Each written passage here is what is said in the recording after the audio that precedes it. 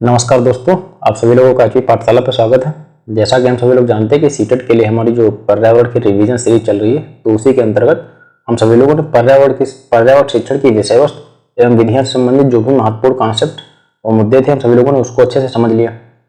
आज हम सभी लोग क्या करेंगे, आज हम सभी लोग इससे संबंधित जो हमारा पाठ है, इससे संबंधित विगत वर्षों में जो भी प्रश्न आए हुए हैं उसको एक एक करके हम सभी लोग बात करेंगे, जिससे आप सभी लोग अपने तैयारी का आकलन कर पाएं कि कहाँ तक आप सभी लोग तैयार हैं अपने एग्जाम को देने के लिए। तो देखते हैं, बात करते हैं। पहला हमारा क्वेश्चन क्या है इसमें, आप एक एकीकृत ईवीएस कक्षा के लिए कैसी योजनाएं बनाएंगे। मान लेते हैं कि आप एक टीचर हैं, तो आप जब पर्यावरण को पढ़ाने जाएंगे किसी कक्षा में, तो उसके लिए आप किस प्रकार की योजनाओं का निर्धारण करेंगे। तो वही कह रहा है कि यह जनवरी 2021 में ही आया है। तो अलग योजनाओं में सभी विषयों को अलग करेंगे। अब हम सभी लोग ऑप्शन देखते हैं। अलग योजनाओं में सभी विषयों को अलग करेंगे, या फिर विज्ञान और सामाजिक विज्ञान के लिए अध्यापकों का प्रबंधन करेंगे। ये क्या करेंगे, पर्यावरण विज्ञान के लिए अलग अलग अध्यापक प्रबंध करेंगे, या फिर एक पाठ में 2 या 2 से अधिक विषय क्षेत्रों को मिलाने का कार्य करेंगे। तो पर्यावरण में क्या करेंगे कि मतलब कोशिश ये करेंगे कि बालकों को एक निर्धारित ज्ञान के बजाय विस्तृत ज्ञान दिया जाना चाहिए। तो उसमें क्या किया जाएगा, इसमें अलग अलग योजनाओं में सभी विषयों को अलग करेंगे। ये थोड़ा कह सकते हैं कि डाउट लग रहा है ऑप्शन की अलग अलग कैसे करेंगे, तो जैसे विषमताएं बढ़ेंगी। विज्ञान और सामाजिक विज्ञान के लिए अध्यापकों का प्रबंध करेंगे, पर्यावरण विज्ञान के लिए अलग अध्यापक प्रबंध करेंगे।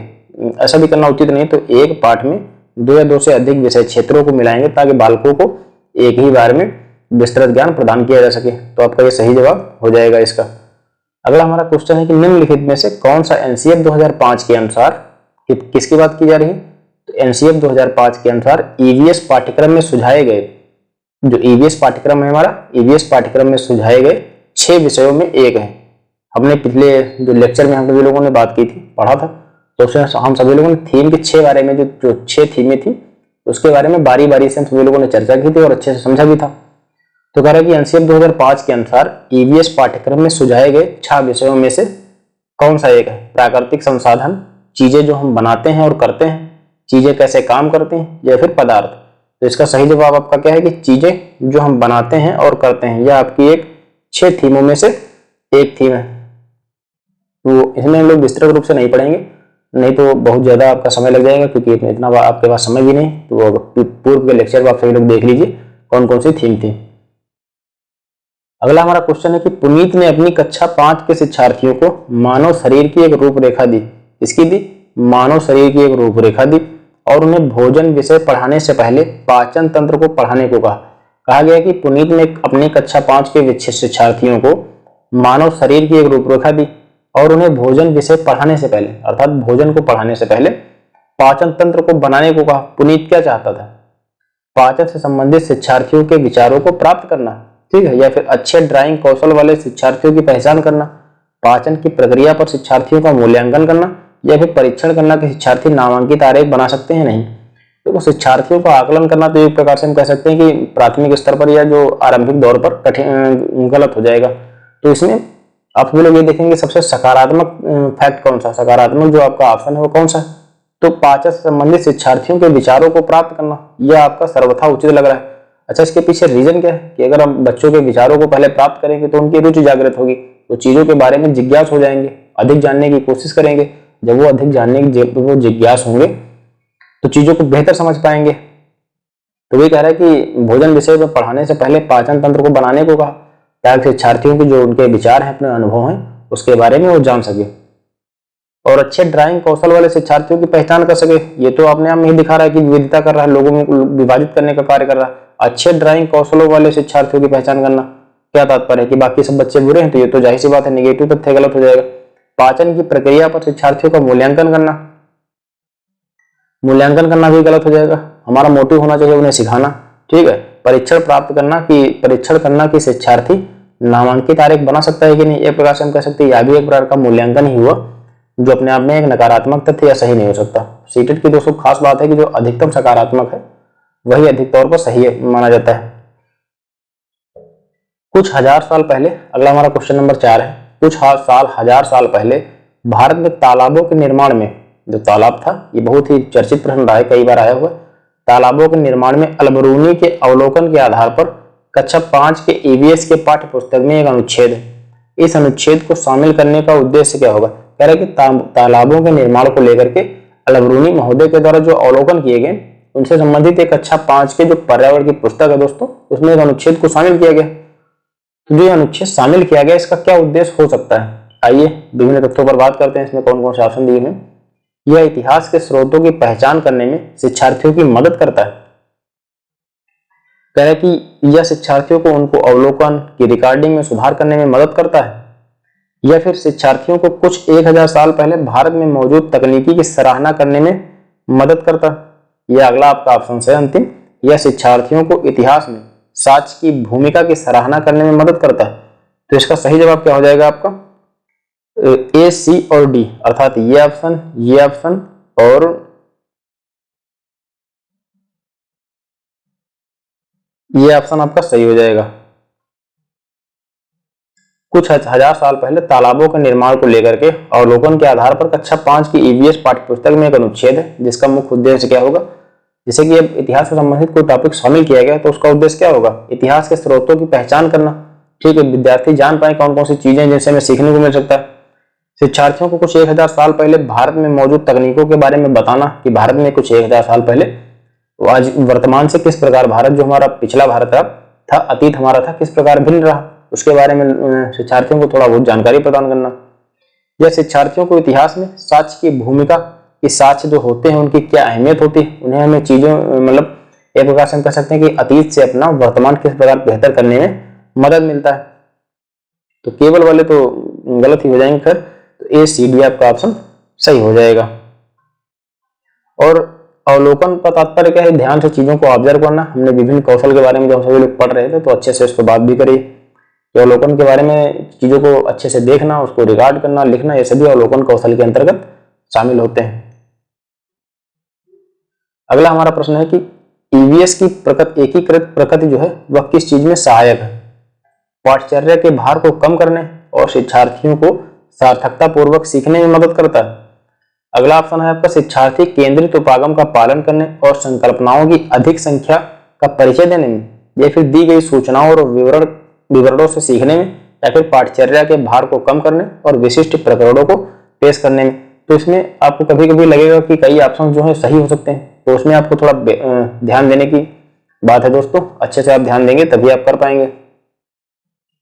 तो इसका उचित जवाब आपका हो जाएगा पाठ्यचर्या के भार को कम करने और शिक्षार्थियों को सार्थकता पूर्वक सीखने में।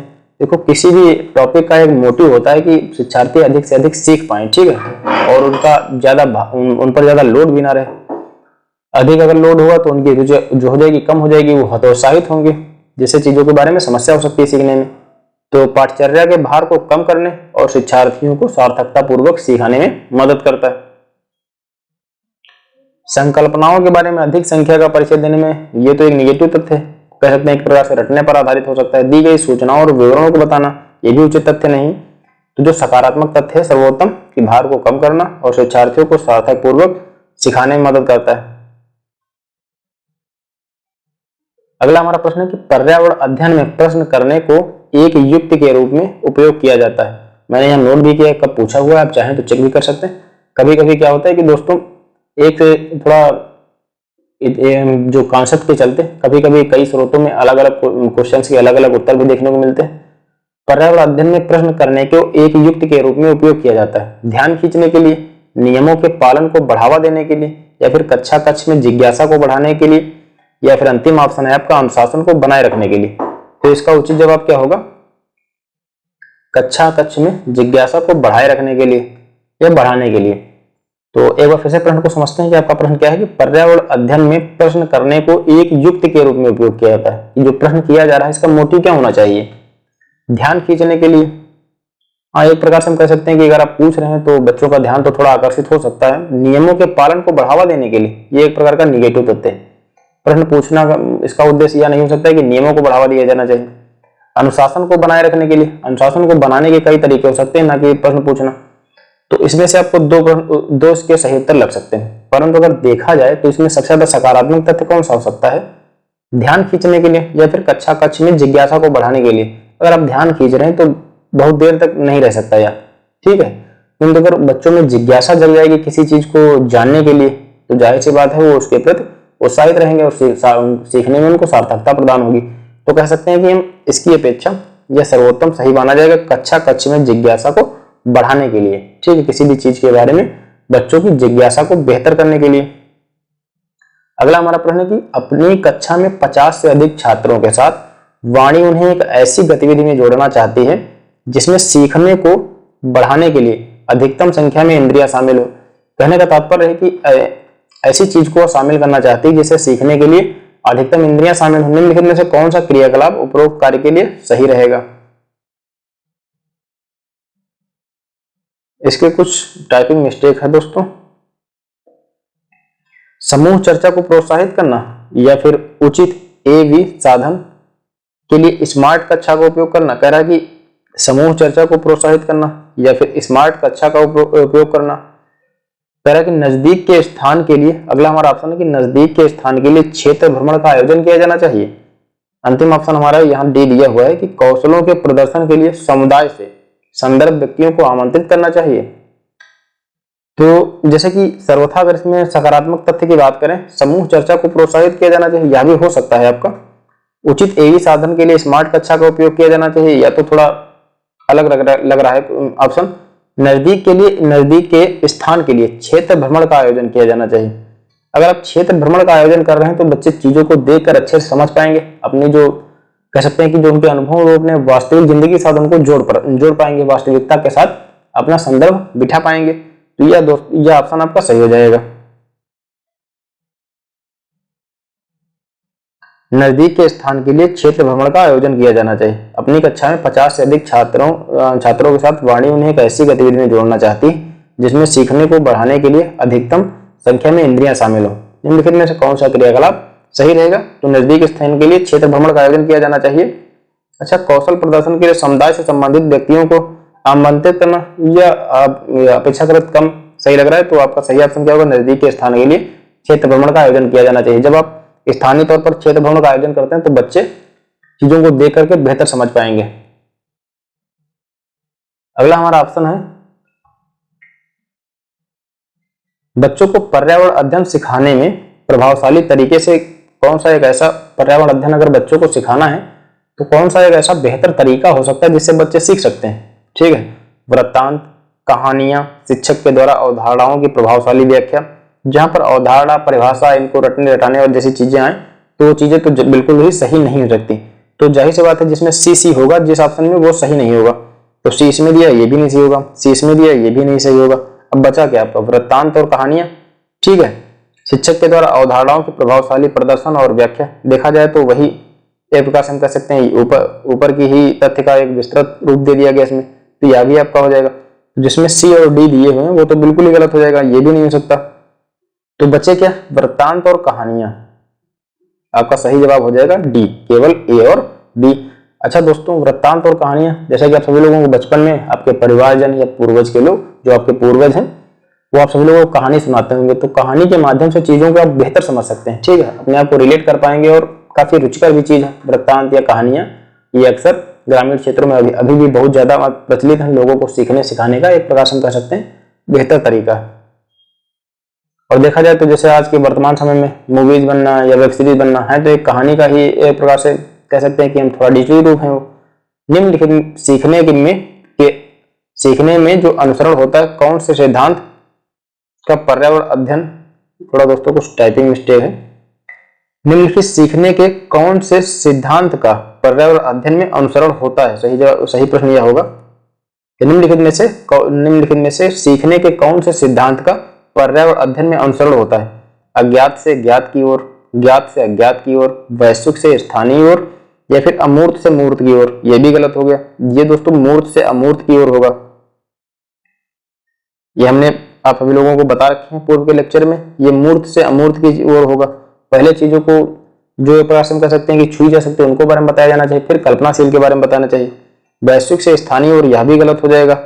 चीजों को किस प्रकार सिखाया जाना चाहिए? स्थानीय, पहले तो उन्हें स्थानीय चीजों के बारे में सिखाया जाना चाहिए, फिर वैश्विक की ओर बढ़ा जाना चाहिए। देखो स्थानीय का तात्पर्य है, जैसे कि मान लेते हैं कि जब कोई बच्चा सीखने जाता है तो पहले वो अपने परिवार से सीखता है, समाज से सीखता है, आसपास की चीजों से सीखता है और उसका स्थानीय ज्ञान होता है। अगर आप उससे उसको पृथक करके चीजों के बारे में बताएंगे तो समस्या हो जाएगी। तो पहले उसको स्थानीय ज्ञान से थोड़ा रिलेट करना चाहिए बच्चे को, फिर बाद में वैश्विक स्तर पर जो दृष्टिकोण है वो विकसित किया जाना चाहिए। अज्ञात से ज्ञात की ओर कहने का तात्पर्य है कि अगर किसी बालक को किसी चीज के बारे में जानकारी नहीं, अगर आप वो चीज उसको सिखा रहे हैं तो जाहिर सी बात बिल्कुल वो सीख नहीं पाएगा। तो इसका एक बेहतर रूप ज्ञात से अज्ञात की ओर, यही आपका सही जवाब होगा, ज्ञात से अज्ञात की ओर। कहने का तात्पर्य यह है कि पहले जो चीजें बच्चे को ज्ञात है उसके बारे में बताया जाए, जैसे वो संदर्भगत चीजों को अपने आप को जोड़ पाएगा उन चीजों से। फिर बाद में क्या किया जाना चाहिए, अज्ञात चीजों के बारे में उसको बताया जाना चाहिए। फिर उसे जो चीजें नहीं आती हैं उन चीजों के बारे में भी वो आसानी से सीख सकेगा।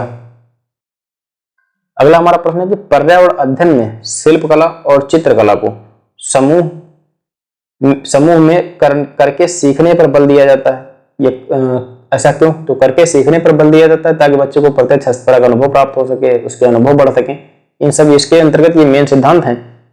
अब आपके ऑप्शन देखते हैं कौन कौन से हैं।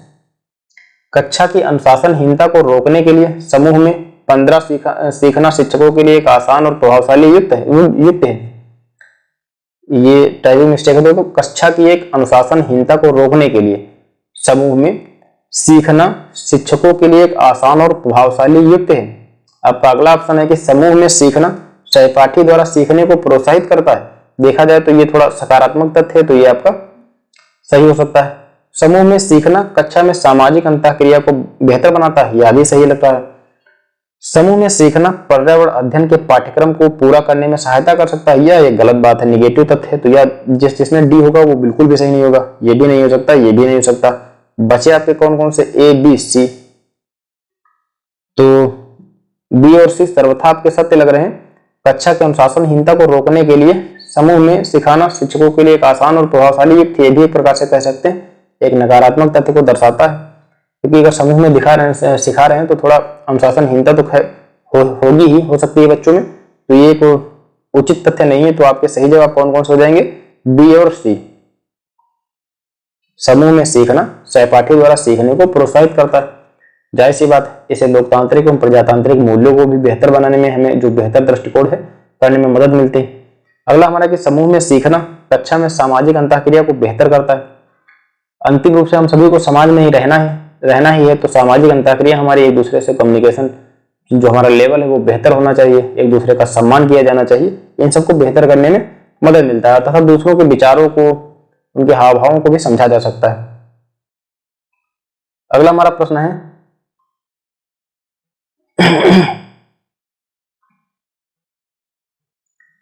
कक्षा 5 की एक शिक्षिका एक क्रियाकलाप का संचालन करती है जिसमें वह कक्षा के बच्चों से फर्श पर चीनी के कुछ दाने डालने को कहती है।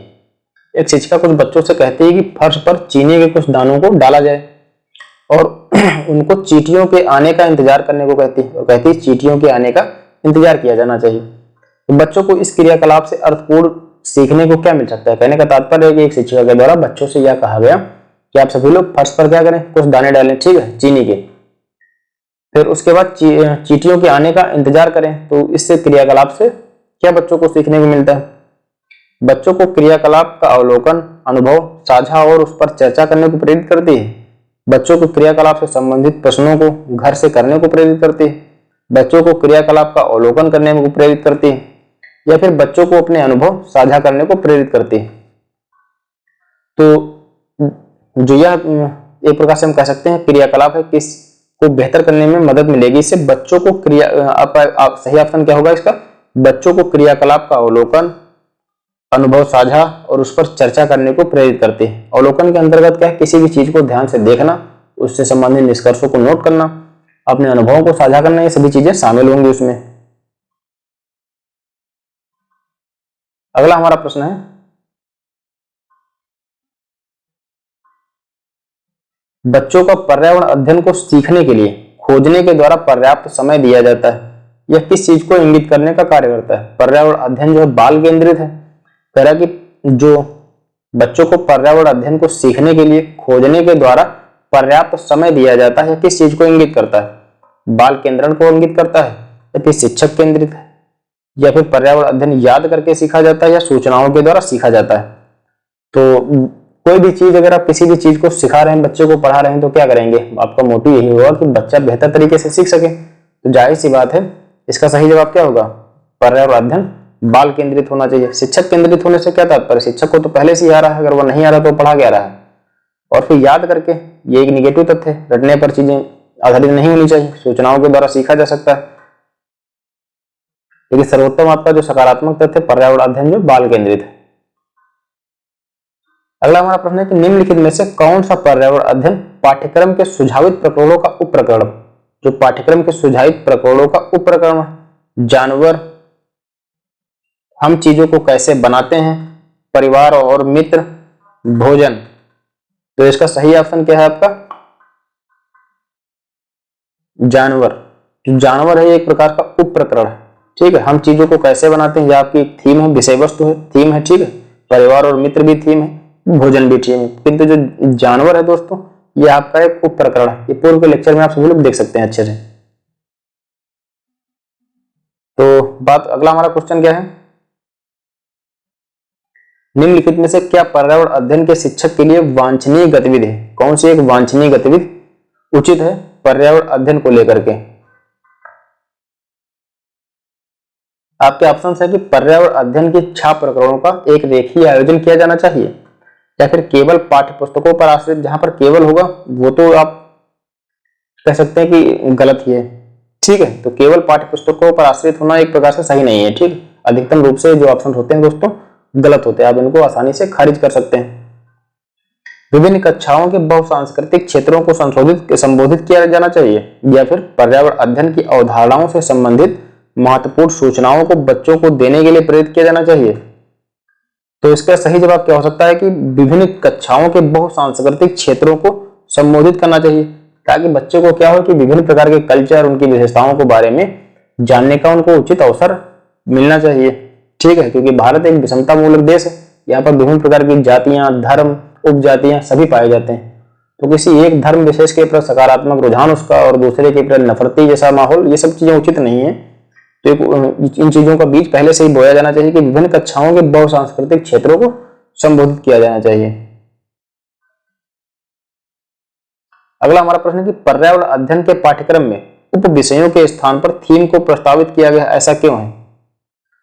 बच्चों के परिवेशीय बोध में वृद्धि करने के लिए, या फिर बच्चों के स्थानीय परिवेश के मुद्दे से जुड़े हुए और अंतः संबंधित समझ के विकास के लिए, या फिर उप विषयों की तुलना में थीम आधारित पर्यावरण अध्ययन का संपादन आसान है। यह अंतिम आपका ऑप्शन है कि पर्यावरण अध्ययन में पाठों को कम करने के लिए। तो ये तो सिरे से ही आप गलत कह सकते हैं कि पाठों को कम करने का कोई तात्पर्य नहीं। उप विषय वस्तु की तुलना में थीम आधारित पर्यावरण अध्ययन का संपादन करना चाहिए, बच्चों के स्थानीय परिवेश के मुद्दों से जुड़े हुए और अंतः संबंधित का विकल्प। तो ये आपका सकारात्मक तथ्य यही सही हो जाएगा कि बच्चों के स्थानीय परिवेश के मुद्दे से जुड़े हुए और अंतः संबंधित समझ के विकास के लिए, जो उनके स्थानीय मुद्दे हैं परिवेश से संबंधित, उनसे उनका जुड़ाव होना चाहिए, जुड़े हुए और अंतः संबंधित समझ का उनका विकास किया जाना चाहिए। तो आपका सही जवाब हो जाएगा। निम्नलिखित में से कौन सा वर्तमान पर्यावरण अध्ययन पाठ्यक्रम की 6 मुख्य थीमों में से एक नहीं है। कौन सा एक ऐसा बिंदु है आपका जो 6 थीमों के अंतर्गत नहीं शामिल है। आवास, हम चीजों को कैसे बनाते हैं, काम और खेल, और भोजन। तो इसका सही जवाब क्या हो जाएगा आपका, काम और खेल। ये आपका एक उप प्रकरण है दोस्तों।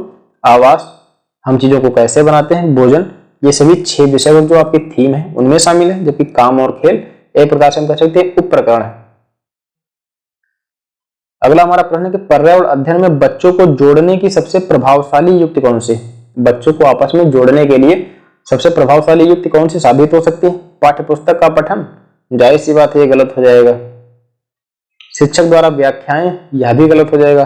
कक्षा निर्देशन, यह भी उचित नहीं है। किस्से कहानियां, जब आप किस्से कहानियां चीजों बच्चों को सुना रहे होंगे तो चीजें अधिक रुचिकर उनको लगती, जिससे वो आसानी से आपकी ओर आकर्षित होंगे और पढ़ेंगे, ठीक है, चीजों को अच्छे से समझेंगे।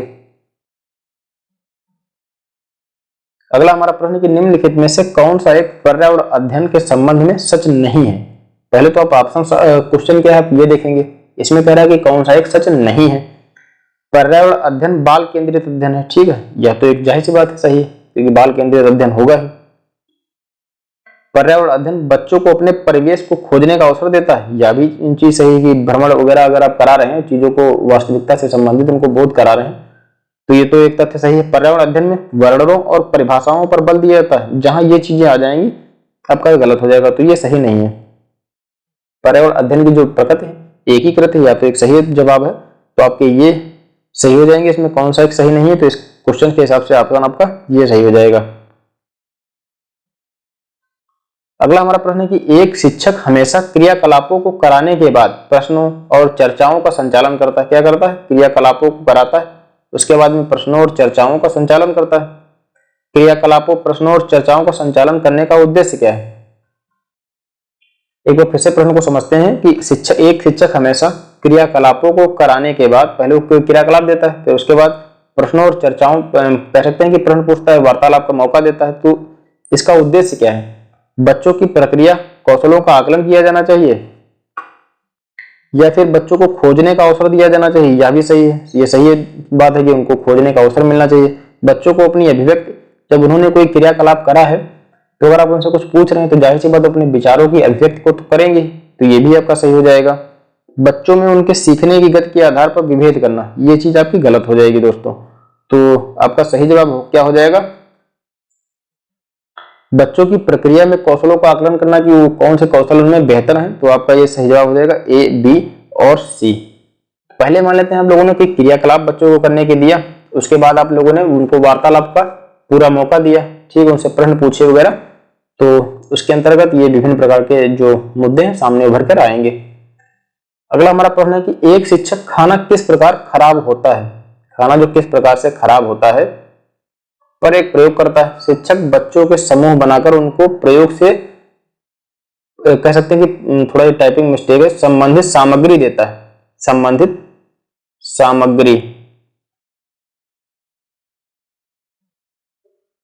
सामग्री देता है। शिक्षक बच्चों के समूह क्यों बनाता है? इसका क्या उद्देश्य हो सकता है, पर्पस क्या है? तो यह सहपाठी अधिगम का समर्थन करता है। तो ये तो हो जाएगा सही जवाब, क्योंकि खाना किस प्रकार से खराब हो रहा है अगर इस पर लेकर के प्रयोग किया जा रहा है, तो शिक्षक बच्चों को समूह बनाकर, जाहिर सी बात समूह जो है सहपाठी अधिगम को बढ़ावा देता है। यह बच्चों की सामाजिक अंतःक्रिया में सुधार करता है, यह भी आपका सही हो जाएगा। समूह अधिगम बिना पर्यावरण अध्ययन के अधिगम का प्रभावशाली तरीका है, ये गलत हो जाएगा आपका। कक्षा में अनुशासन को बनाए रखने के लिए समूह में अधिगम एक महत्वपूर्ण युक्ति है, ये भी आपका गलत हो जाएगा। तो आपके सही जवाब कौन कौन से हो जाएंगे? केवल ए और बी, ये आपका सही जवाब हो जाएगा। अगला हमारा प्रश्न है कि सुषमा चाहती है कि उसके छात्रों को पेड़ों के संरक्षण के लिए संवेदनशील, कहने का तात्पर्य है वर्तमान समय के अगर हालिया आंकड़ों को देखें तो पेड़ों का संरक्षण एक बहुत बड़ा मुद्दा बना हुआ है।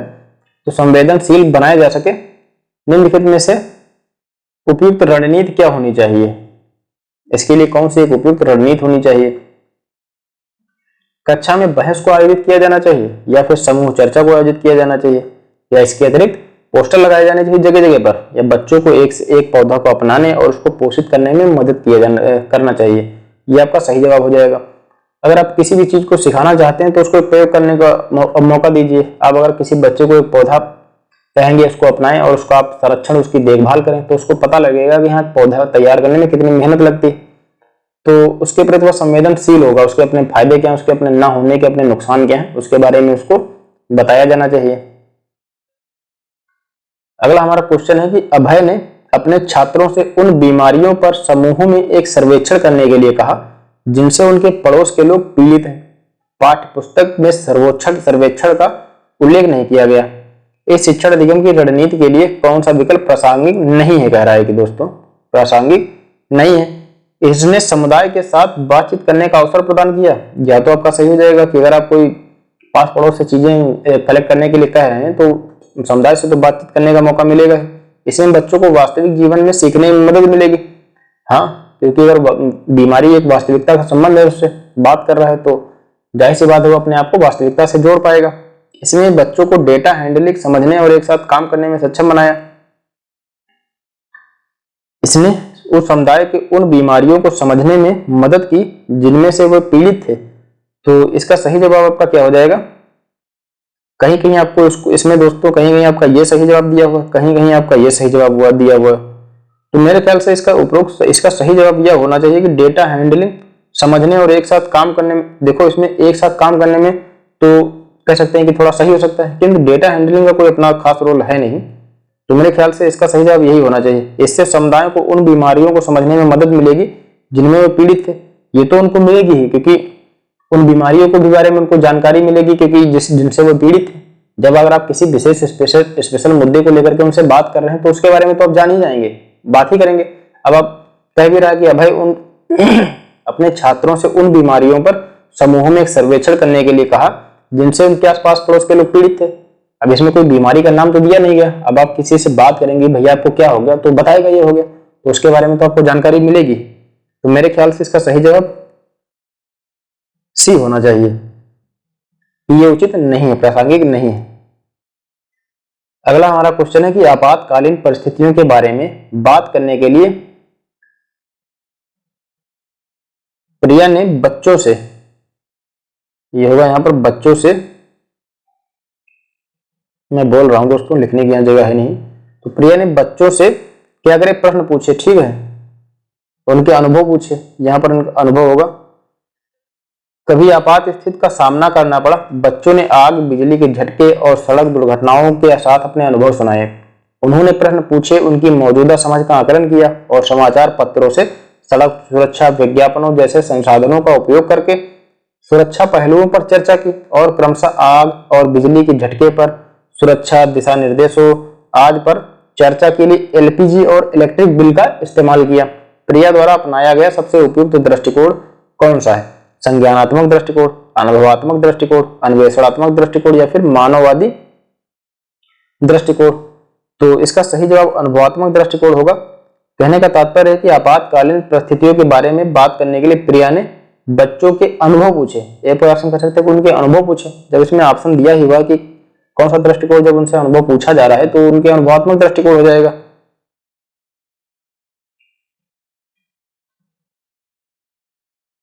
अगला हमारा प्रश्न है कि किस राष्ट्रीय पाठचर्या फ्रेमवर्क अर्थात एनसीएफ ने प्राथमिक स्तर पर एकीकृत पाठचर्या क्षेत्र के रूप में पढ़ाए जाने के लिए पर्यावरण अध्ययन की सिफारिश की? तो इसके दोस्तों थोड़ा कंफ्यूजिंग है, इसमें कहीं कहीं आपको एनसीएफ 2005 लिखा है, कहीं कहीं एनसीएफ 2000 लिखा हुआ है। हालांकि एनसीएफ 2000 में भी इसका उल्लेख किया गया है और एनसीएफ 2005 में भी उल्लेख किया गया है। तो अगर मेरे ख्याल से पूर्व की अगर बात की जाए तो एनसीएफ 2000 जो है ज्यादा उचित होगा, किंतु अगर वर्तमान की बात की जाए प्रभावशाली तरीके से लागू वगैरह तो 2005 हो जाएगा। तो आप दोनों याद रखिए, कहीं कहीं आपको 2000 भी मिलेगा, कहीं कहीं 2005 भी मिलेगा। अगला हमारा प्रश्न है कि विद्यालय में मिड डे मील के समय कौन सा सबसे प्रासंगिक है? जो मिड डे मील की योजना सरकार के द्वारा चलाई गई है उसके लिए कौन सा है प्रासंगिक तथ्य है? शिक्षण अधिगम के साथ इसका कोई लेना देना नहीं है। यह ईवीएस की जो कक्षा है, ईवीएस शिक्षण अधिगम के लिए एक अच्छा शिक्षण अधिगम का अवसर है। यह उन बच्चों के लिए है जो विद्यालय में खाली पेट आते हैं या फिर यह शिक्षण अधिगम को बहुत ही मूल्यवान समय को बर्बाद करता है। तो ये तो चीजें नकारात्मकता को दर्शाती हैं। अगर इतनी नेगेटिविटी होती तो सरकार के द्वारा योजना क्यों चालू की गई? क्योंकि किसी भी जो सरकार होती है उसके द्वारा किसी भी योजना को लागू करने से पहले विभिन्न पहलुओं पर उसके द्वारा विचार किया जाता है कि उसके कौन से सकारात्मक तथ्य हो सकते हैं, कौन से नकारात्मक पहलू हो सकते हैं।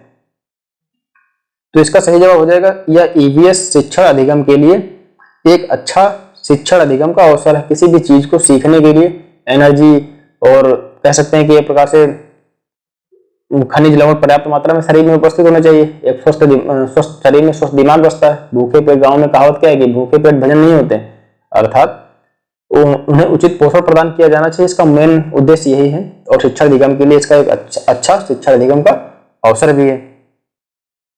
तो ये तो हो गए कुछ महत्वपूर्ण क्वेश्चन दोस्तों। आज का लेक्चर हमारा यहीं तक है। उम्मीद है आप सभी लोगों को हमारा वीडियो पसंद आया होगा। मिलते हैं अगले लेक्चर में। धन्यवाद।